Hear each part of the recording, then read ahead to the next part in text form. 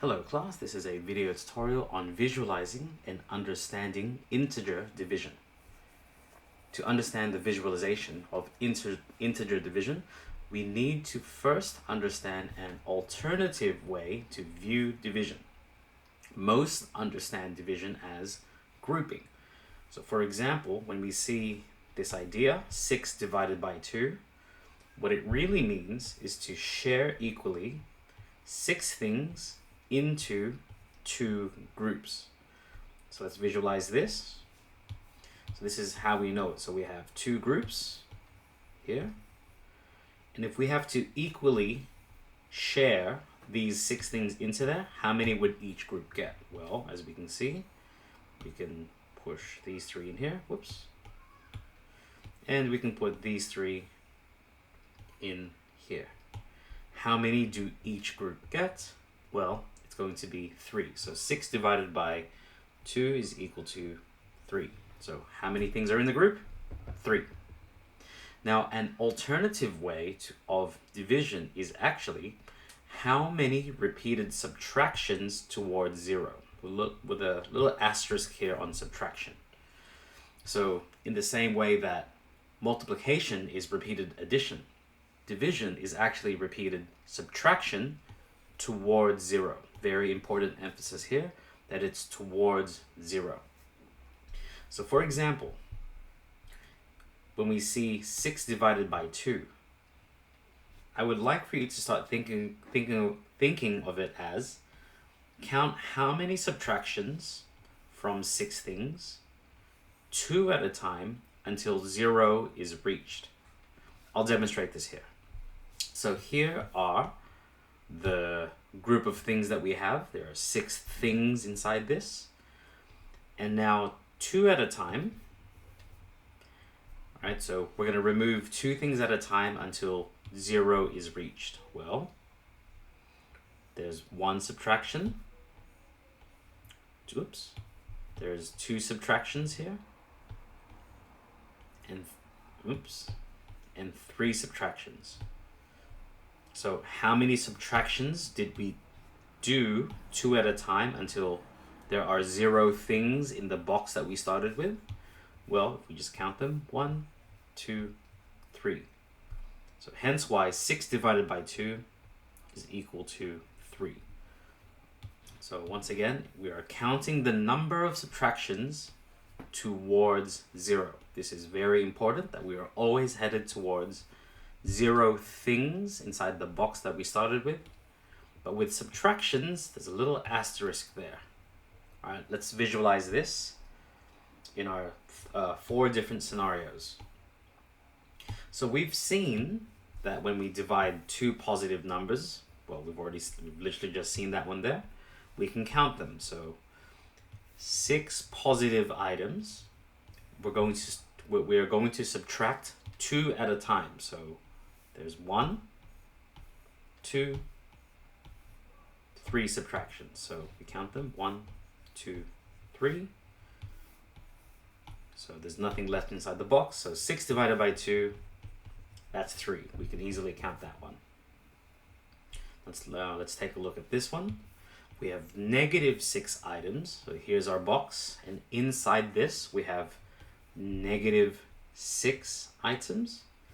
And from this, we are going to remove negative 2 things at a time. So take a look. How many subtractions do we take? Well, 1, 2, 3. Notice how we are following this. We are removing, well, in this example, we are removing 2 things at a time. But in this example, we are removing negative 2 things at a time. And now take a look. We have 0 things inside the box. So how many subtractions did that take? 1, 2, 3. It took 3 subtractions. Hence why negative 6 divided by negative 2 is 3 subtractions. Okay, so now I hope that made sense. We are still following this alternative way of viewing division. And I once again would like to emphasize that we are headed towards 0. All right, here we go. Now, we're going to see a little problem here, but we can solve that problem because I put a little asterisk there. Remember, it's not always just subtractions. We can do additions. Now take a look. It's saying we have positive 6 things inside our box to start with. And we're going to remove negative 2 things at a time. Think about that. If we remove negative 2 things, well, there's no negative 2 things to remove. And even if we did, so let's say we had an invisible plus, an invisible minus here. If we took out that invisible minus, this actually gets larger. But remember, we are going towards 0. So now the only way that this can head towards 0 is we need to actually put into this, we need to include negative, negative particles. So now take a look. We're actually going to have to add negative 2 things at a time. So take a look. We're adding, so we're going to put these 2 in. These 2 cancel. So that's 1 addition. That's 1 addition. We put these 2 in. That's 2 additions. We're going to do 1 more.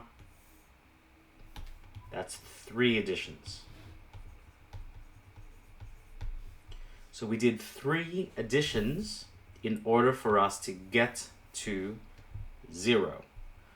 But now, take a look. We said we are counting how many subtractions. Well, the opposite of subtraction is addition. Well, how many subtractions did we do? Well, we did negative 3 subtractions, because a negative subtraction is actually just an addition. So how many subtractions did we do? We did negative 3 subtractions. The exact same logic can work with this, because take a look. If we were to subtract, so now imagine that we have invisible positive particles here. So here's one positive and here's a negative. These 2 paired are 0. So really these 2 are invisible. But if we were to, as it says here, remove 2 positive particles, so here's just removing 1. If I remove 1, this actually goes negative 7. It becomes more negative. But remember, we are going towards 0.